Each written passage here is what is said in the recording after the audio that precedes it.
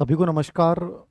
एक लंबे समय से एक डिमांड आ रही थी कि सर फोर्थ ग्रेड को लेकर एक छोटा सा एक वीडियो रणनीति को लेकर बताया जाए।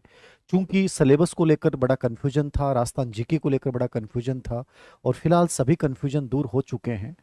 बहुत ज़्यादा टाइम नहीं है। भर्ती जरूर बड़ी है कि अमूमन आपके लगेगा कि सर इतनी बड़ी भर्ती है, सिलेक्शन 100% हो जाएगा। 53,000, ठीक है, शायद 749 ऐसे कुछ पद इसके अंतर्गत हैं। तो इतने बड़े पदों पे अमूमन पहले शिक्षक भर्तियां भी हुई हैं, लेकिन शायद शिक्षक भर्तियां आने वाले टाइम में कभी भी इतने बड़े पदों पे नहीं होगी। लेकिन फोर्थ ग्रेड की कई सालों बाद ये वैकेंसीज आई है और हर डिपार्टमेंट में बड़े पद खाली पड़े हैं।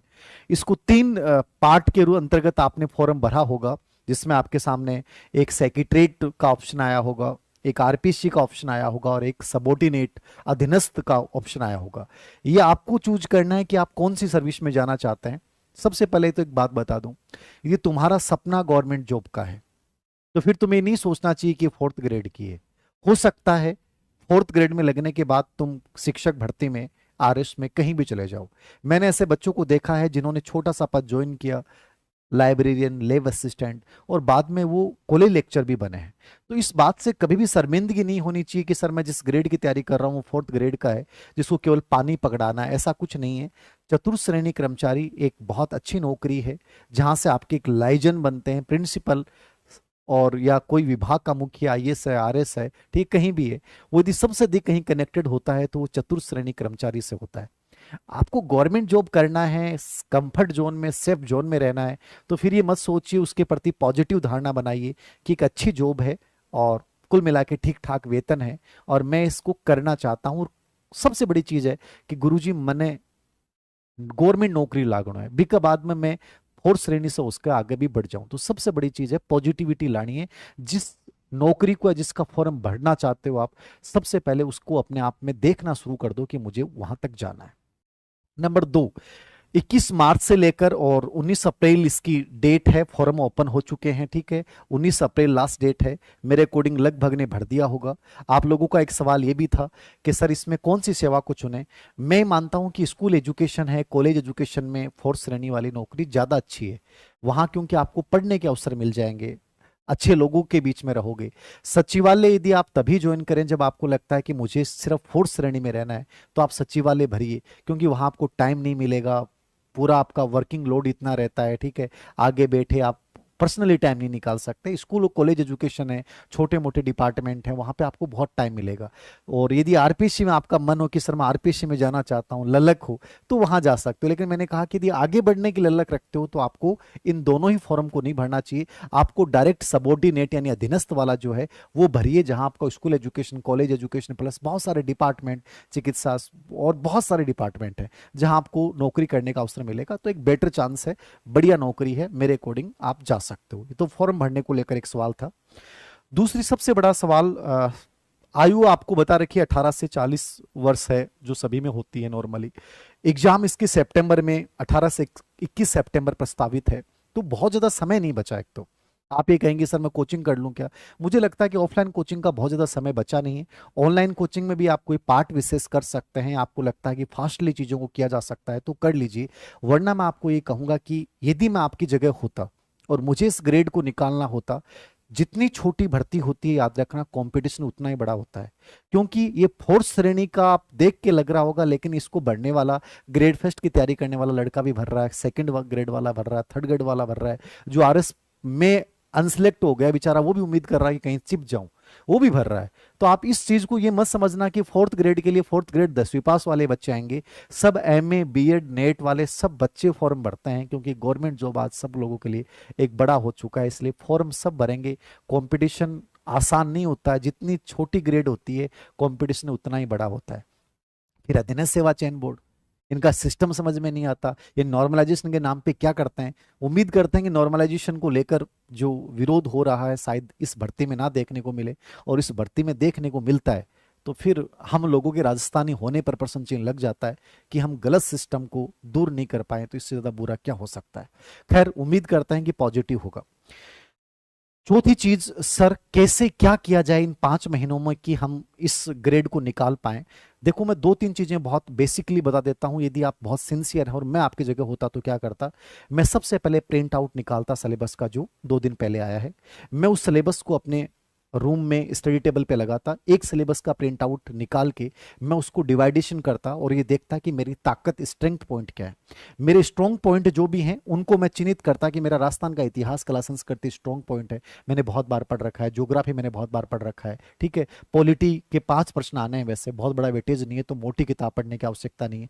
तो मैं स्ट्रॉन्ग पॉइंट को एक तरफ रखता और फिर मैं रखता वीक पॉइंट को। वीक पॉइंट में मैं देखता कि मेरी मैथ अच्छी नहीं है, मेरे साइंस के प्रश्न अच्छे नहीं है, कंप्यूटर मेरा कमजोर है, ठीक है, मेरे इंग्लिश के 15 प्रश्न आने ये कमजोर है। तो जो मेरे वीक पॉइंट है मैं उनको एक साइड में रखता। सबसे पहले मैं तैयारी शुरू करूंगा मैं मेरे वीक पॉइंट से, कि ये मेरे वीक पॉइंट है, मैं इनको तैयार करूंगा। 4th ग्रेड में यदि आप ये सोचते हैं कि राजस्थान जीके के दम पे नौकरी लग जाओगे, तुम्हारा भ्रम है।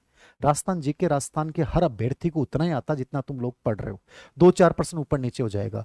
4th ग्रेड में सिलेक्शन वो लेके जाएगा जो साइंस के 5% में से 3-4 सही कर रहा है, इंग्लिश के 15 में से 10 के आसपास कर रहा है, मैथ के 15 में से 10-12 के आसपास कर रहा है, ठीक है, हिंदी अच्छी कर रहा है। समझ रहे हो आप। बाकी आप करंट है वो तो नॉर्मली सबका एक जैसा जाएगा, हार्ड आ जाएगा तो किसी को नहीं आएगा, वरना नॉर्मली सबका चला जाएगा। राजस्थान इतिहास कला संस्कृति ज्योग्राफी सबकी ठीक जाएगी। तो मेरा कहने का मतलब है एक अच्छे स्टूडेंट को उन चीजों पे फोकस करना चाहिए जहां वो भीड़ से लीड ले सकता है। तो लीड लेने वाले बिंदु मैंने आपको बता दिया है कि मैथ आपको लीड दिलाएगा, साइंस आपको लीड दिलाएगा, इंग्लिश आपको लीड दिलाएगा। इन विषयों को हिंदी बहुत अच्छे से कर लेते हो तो ये लीड दिलाएगा। बाकी हिंदी हो सकता है सभी की ठीक हो, लेकिन ये जो पार्ट है कंप्यूटर के 5% है वो खैर सभी में आने लग गया है, तो कंप्यूटर सब पढ़ने लगे हैं। तो स्पेशली आपको फोकस उन बिंदुओं पे करना है जो आपके वीक हैं, उनको अच्छे से स्टार्ट करिए और शुरू हो जाइए। प्रिंट आउट निकालिए, कहीं इधर उधर ताकने की आवश्यकता नहीं है। तुम ये सोचते हो कि सोशल मीडिया यूट्यूब पर अलग अलग स्ट्रेटजी देख के मैं सिलेक्शन ले लूंगा, कदापि नहीं होना है। मैं स्ट्रेटजी बता रहा हूं, मेरे जैसे 1000 यूट्यूबर हैं जो आपको अलग अलग स्ट्रेटजी बताएंगे, ऐसे पढ़ लो, ऐसे कर लो, वैसे कर लो, ये फ्री क्लास ज्वाइन कर लो, 1000 बताएंगे आपको। मैं एक ही चीज कहता हूं, जिद्दीपन लेके आओ कि मुझे 100% लेके जाना है। रूम में बैठ जाओ, एकांत में बैठ जाओ, अच्छा ग्रुप बना लो, लाइब्रेरी ज्वाइन, लाइब्रेरी तो खैर आजकल अच्छी नहीं रही, खैर जहां आपको लगता है कि ये चीज मेरी बेहतरी में योगदान देगी उस जगह को पकड़िए, अच्छी कंटेंट एकत्रित कीजिए, उस कंटेंट पे विश्वास रखिए। टॉपिक पढ़ने के बाद पीवाईक्यू निकालिए, टेस्ट सीरीज आप ज्वाइन कर सकते हैं। ये बढ़िया तरीका है जिससे आप अपने आप को मूल्यांकित कर लेंगे कि क्या चीजें कहाँ मैं लीड कर रहा हूँ, कहाँ नहीं कर रहा हूँ। बाकी चीजों से, सोशल मीडिया से हट जाओ भाई। कोई स्ट्रेटेजी, कोई रणनीति आपको सक्सेसफुल नहीं बना सकते जब तक तुम खुद उस पर अमल नहीं करोगे, एक्शन नहीं लोगे। 10 से 12 घंटे आप 5 महीने जब बचते हैं तो 10 से 12 घंटे सेल्फ स्टडी के लिए नहीं निकालोगे, तब तक आप किसी भी ग्रेड में सिलेक्ट नहीं हो सकते, चाहे वो 4th ग्रेड हो चाहे वो 1st ग्रेड हो, याद रखना। अब मैं चर्चा कर लेता हूं, ये तो मेन चीजें। कोचिंग मैंने बता दिया, कोई पार्ट विशेष जो कमजोर है उसकी कर लीजिए, बाकी पूरी करने की जरूरत नहीं है, ठीक है। विभाजन कर लें पूरे सिलेबस का, कैसे क्या पढ़ना है, ये थोड़ा सा आप स्ट्रेटेजी को फॉलो कीजिए। अब अपन मैं थोड़ा सा आपको सिलेबस को लेकर जो लेटेस्ट पैटर्न है इसका, उसको लेकर चर्चा कर लेता हूं, उसको देख लीजिए आप। ये आपका संशोधित सिलेबस है जो आपको देखना है, ठीक है। इसमें आपका सामान्य हिंदी, जनरल हिंदी है, उसके टोटल 20 प्रश्न आएंगे। कितने प्रश्न आएंगे? 20%। मतलब लीड दिलाने वाला पार्ट है, अच्छे से तैयार कर लो। अब हिंदी केवल व्याकरण नहीं है, आरएस वाले टॉपिक जो आरएस मेंस में आते हैं वो भी जोड़े गए हैं, चाहे वो अर्थशास्त्र पत्र हो, निविदा पत्र हो, मतलब क्योंकि चपड़ासी का काम इनसे पड़ता है, उसको भी चीजें भाषा समझ में आनी चाहिए। तो स्पेशली आप केवल व्याकरण नहीं पढ़नी है आपको, वो जो अदर टॉपिक हैं, यदि व्याकरण पहले पढ़ी हुई है तो उनसे स्टार्ट करो। अब इसके लिए क्या किताब हो सकती है? राघव प्रकाश की व्याकरण बढ़िया किताब है, प्रमाणिक किताब है, वो पढ़ लो, ठीक है। राजस्थान बोर्ड वाली व्याकरण के लिए वो भी छोटी शॉर्ट देख सकते हो। KR मैया सर की किताब आती है, वो भी देख सकते हो। इंग्लिश के टोटल 15 प्रश्न आएंगे। हिंदी सब अच्छे कर जाएंगे, इंग्लिश जो लीड करेगा वो अच्छा है, इंग्लिश में पूरी व्याकरण अच्छा है, कुछ वही चीजें हिंदी वाली चीजें भी लास्ट में इन्होंने डाली हैं। तो इंग्लिश का आप कोई अच्छे टीचर से मिलिए, कुछ करिए कोर्स वगैरह। हम भी कोशिश कर रहे हैं कि इसका एक क्रैश कोर्स टाइप जारी कर दें, टेस्ट सीरीज जरूर लेके आए, बट जहां आपको बेस्ट मिलता है वो करिए, किसी की मत मानिए, जहां बेस्ट मिले वो कीजिए। सामान्य इंग्लिश में आप एक तो BK रस्तोगी जो RS के लिए किताब आती है वो ले लो। ये किताब हमेशा बढ़िया किताब है, ये हमेशा काम आएगी। ये मैं इसको क्योंकि मैंने खुद पढ़ी है इसको, ठीक है, राघव प्रकाश मैंने खुद पढ़ी है, तो ये बढ़िया किताबें हैं, इनको देख सकते हैं। मैया सर की किताब आई है हिंदी में, बहुत बढ़िया किताब है। तो इस प्रकार से इस पार्ट को देख लीजिए। 15% है, कोशिश करो कि कम से कम 10 सही हो जाए। सामान्य जनरल नॉलेज, राजस्थान का भूगोल। देखो राजस्थान के भूगोल में से 20% आ रहे हैं, मतलब ये बड़ा इंपॉर्टेंट पार्ट है। अब आपके सामने प्रश्न रहता है कि राजस्थान का भूगोल जो है 33 जिले 41 जिले, मेरे अकॉर्डिंग आप तक जितने पेपर आ रहे हैं वो सब 33 जिलों के अकॉर्डिंग आ रहे हैं, तो कंफ्यूजन मत पालो, 33 जिलों के अकॉर्डिंग पढ़ लो। राजस्थान का भूगोल अधीनस्थ सेवा चयन बोर्ड का एग्जाम हो, आरपीएससी का हो, देखो पेपर सेटर पड़ेगा, पेपर बनाता है हरिमोहन सक्सेना से।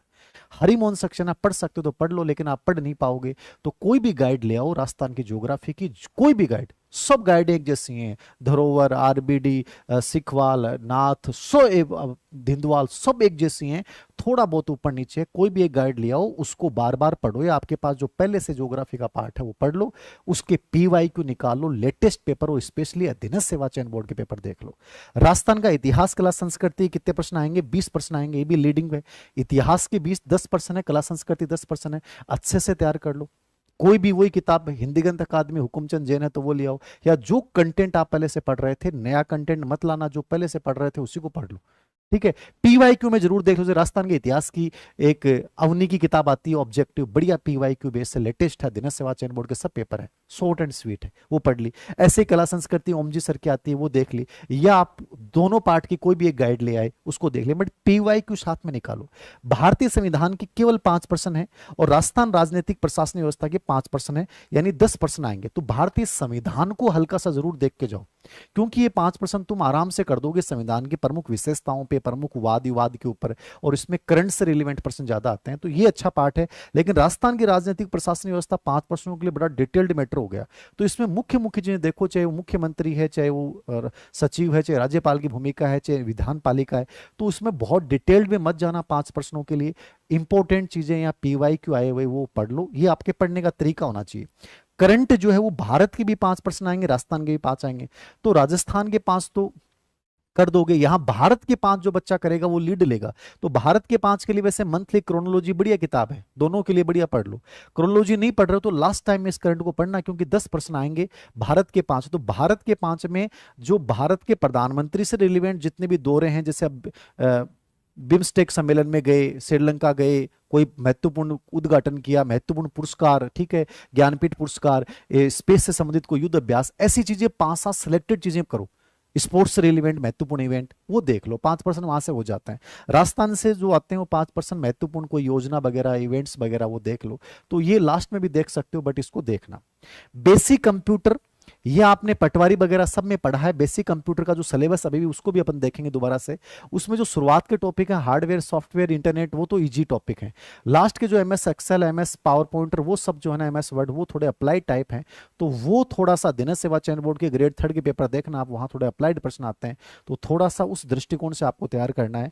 सामान्य गणित जो है वो 15% आएंगे साहब, इसको थोड़ा सा किसी टीचर से, अच्छे टीचर से पढ़ लेना जिनके मैथ में नहीं है। आप ये मानते हो कि मैथ को छोड़ के तुम 4th ग्रेड बन जाओगे, मुझे नहीं लग रहा है। यहां 15% में से इतना टारगेट तो रखो कि 6-7% तो सही हो, क्योंकि ये बहुत जरूरी है। तो ये टोटल 120% आपके आने हैं 200 मार्क्स के, ठीक है, 200 नंबर के 120% आने हैं। कोशिश करो कि मैं 100 क्वेश्चन का कंटेंट बहुत गजब का तैयार कर लूं, और 20% जो है उसका कंटेंट हल्का ही तैयार कर लूं, लेकिन 100 क्वेश्चन का कंटेंट बहुत गजब का तैयार करूं, ठीक है।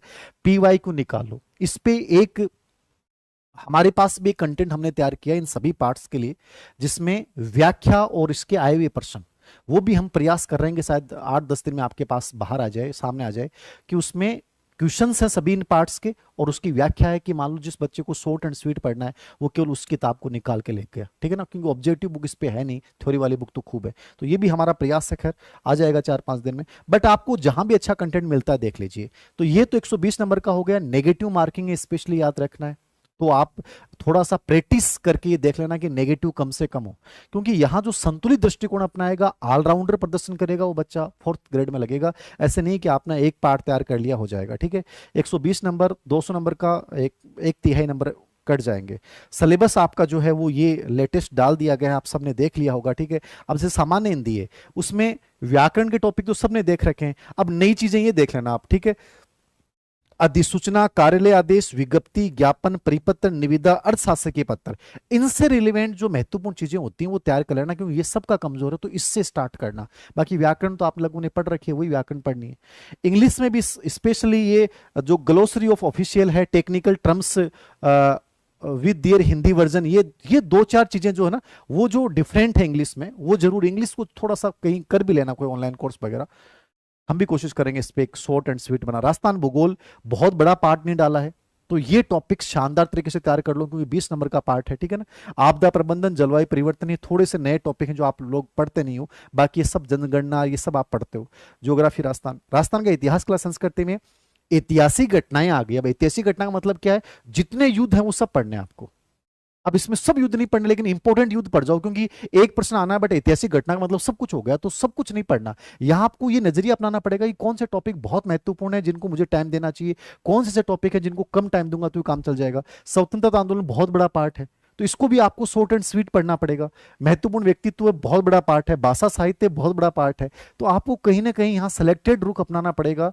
लेकिन 20% आने हैं, तो इसलिए आप इसको छोड़ भी नहीं सकते, तो थोड़ा सा इस पार्ट में। लेकिन ये सबसे इजी टॉपिक है लास्ट वाले, इनको कम टाइम में भी तैयार कर सकते हो, बट ये ऊपर वाले 4-5 टॉपिक ज्यादा टाइम खर्च करने वाले हैं, इनमें कंटेंट भी बहुत ज्यादा है।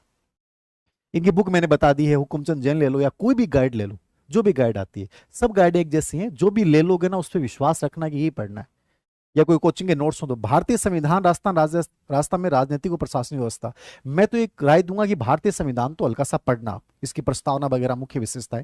बाकी राजस्थान वाले के PYQ जैसे हम निकाल रहे हैं वैसे कुछ पार्ट देख लेना, इसको बहुत डिटेल से मत पढ़ना, क्योंकि पर्सन इसमें या तो किसी को नहीं आएगा, आएगा तो PYQ से हो जाएगा, क्योंकि हार्ड आता है। और सामान्य विज्ञान है, इस पे कोशिश करें जनरल साइंस के ऊपर कम से कम ये जो 2-3 टॉपिक हैं, मानव शरीर वाला, प्रमुख मानव रोग, निदान, अपशिष्ट प्रबंधन, ये मुश्किल से 1.5-2 पेज के टॉपिक हैं, तो ये तो पढ़ लो थ्योरेटिकल। और ऊपर वाले जो टॉपिक है ना, इनके केवल PYQ देख लो। जैसे हेमराज जी सर की एक सामान्य विज्ञान की PYQ की बुक आती है, हेमराज जी सर की, अवनी से आती है, वो एक ऐसी किताब हमेशा अपने पास रखो, उससे आपको आइडिया लग जाएगा कि इनमें से ऐसे प्रश्न आते हैं। समसामयिक घटना मैंने बताया, क्रोनोलॉजी पढ़ लो एक बार, क्रोनोलॉजी से बढ़िया कुछ नहीं है, जिसमें इंडिया का भी हो जाएगा और राजस्थान का भी हो जाएगा, साथ साथ पढ़ते रहो, ठीक है। और कंप्यूटर के अंतर्गत जैसे hardware, device, software, operating system, ये तो इजी है, इनमें से तो कोई दिक्कत नहीं आएगी, हार्डवेयर कौन सा, सॉफ्टवेयर कौन सा, ऑपरेटिंग सिस्टम कौन सा है, ठीक है। बट ये MS Word, MS Excel, MS PowerPoint, internet, email, इनका थोड़ा सा आप टेक्निकल वर्ड और इसका जो अनुप्रयोग है वो थोड़ा सा पढ़ लेना। MS एक्सेल वगैरह के इनके थोड़े से अच्छे प्रश्न पूछता देना सेवा चयन बोर्ड, तो ग्रेड 3 वाले पेपर जरूर देखना इसमें। और गणित जो है वो बुक्स के अंतर्गत, तो आप गणित में स्पेशली कंप्यूटर के अंतर्गत भी कोई बुकलेट देख लो, या 9वीं 10वीं जो राजस्थान बोर्ड की किताब चलती है वो बढ़िया किताब है, पिछली बार पेपर पूरा वहीं से आया था, तो वो किताब देख लो, कंप्यूटर वाले 9th-10th में चलती है किताब। गणित जो है वो स्पेशली US शेखावत देख सकते हो, RBD वाली। RS अग्रवाल बहुत बढ़िया किताब है मैथ अंकगणित के लिए, तो वो भी आप देख सकते हो। मथुरिया देख लेना, इनमें से कोई भी किताब देख लेना, अच्छी किताबें हैं सभी के सभी। RS अग्रवाल सबसे बढ़िया किताब है वैसे गणित के हिसाब से, यदि आपकी पहले पढ़ी हुई उसी से निकाल लो, या इसका कोई कर लो, क्योंकि 15% है, 15% का बड़ा वेटेज है। तो ये आपका सिलेबस है, ये थोड़ा सा एनालिसिस है, स्पेशली अपनी जांच करते रहें, सोशल मीडिया से दूरी बना के रखें, और विश्वास करेंगे मुझे एक बार नौकरी प्राप्त करनी है, एक बार अच्छे से, तो फिर 4th ग्रेड को नेगेटिव मत लेना, अच्छे से करोगे तो हो सकता है लग जाओगे। वैकेंसी की संख्या बहुत बड़ी है, इसके बाद इतनी बड़ी संख्या में कोई नहीं आने वाली है, टाइम आपके पास सेलेक्टेड है, तो मेरे अकॉर्डिंग जो करना चाहिए उस बच्चे को अच्छे से करना चाहिए। तो ये कुछ चीज़ें थी जो मैंने बताई हैं, आपको जो अच्छी लगे वो चीज़ें ले लेना और बाकी छोड़ देना। Thank you.